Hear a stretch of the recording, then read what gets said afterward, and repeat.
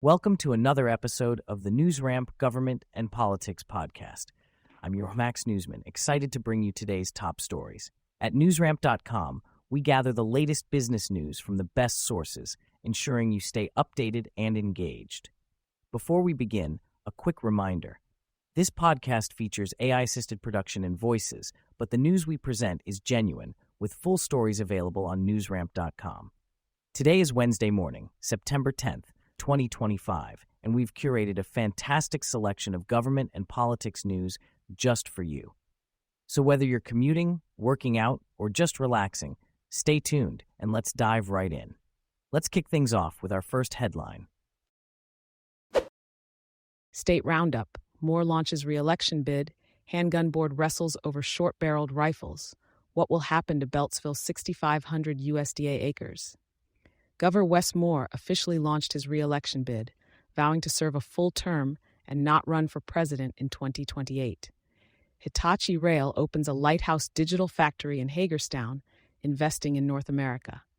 Maryland's handgun roster board debates short-barreled rifles, posing as handguns. The fate of USDA's Beltsville 6,500 acres remains uncertain after the facility's closure announcement.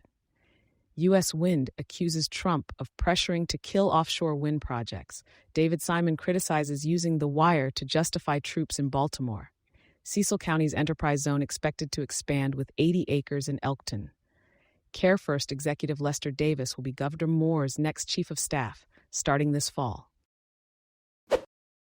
Elliott Broidy warns of alarming 21% surge in global antisemitism as Jewish High Holy Days approach.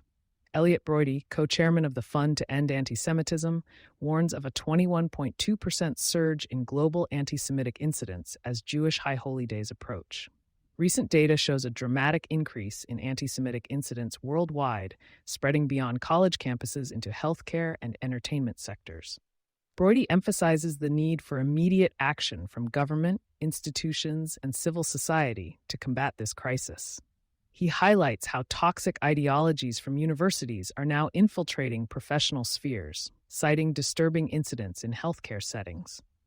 Broidy calls for private sector initiatives, like the Auschwitz Research Center, to combat extremism and educate future generations. As Jewish communities prepare for the holiest days of the Jewish calendar, Broidy urges educational institutions, healthcare systems, technology platforms, and governments to take immediate action to combat antisemitism and uphold democratic values. New Retirement Red Flags checklist helps retirees protect their savings. Retirement Red Flags, a retirement education site, has introduced a free Retirement Red Flags checklist to help retirees safeguard their savings in today's ever-changing economy. Founder Nate Crannell emphasizes that the resource is about education, not advice, aiming to empower retirees to identify risks early. The checklist addresses key concerns such as market volatility, Social Security taxation, RMD rules, Medicare surcharges, withdrawal strategies, estate planning, and essential legal documents. The Retirement Red Flags platform offers podcasts, guides, articles, and a supportive Facebook community to assist retirees in making informed decisions. To access the checklist and other resources, visit retirementredflags.com. ADAP Advocacy supports 340B Rebate model. ADAP Advocacy has urged the Health Resources and Services Administration to modify its proposed 340B Rebate pilot project, calling it deeply flawed and potentially contrary to the Administrative Procedure Act.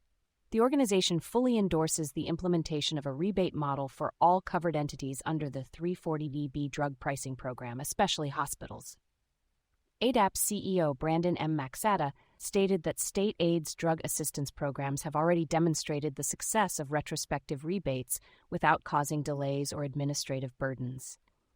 ADAP Advocacy's 340B map shows a concerning pattern of hospitals growing their 340B programs while reducing charity care commitments.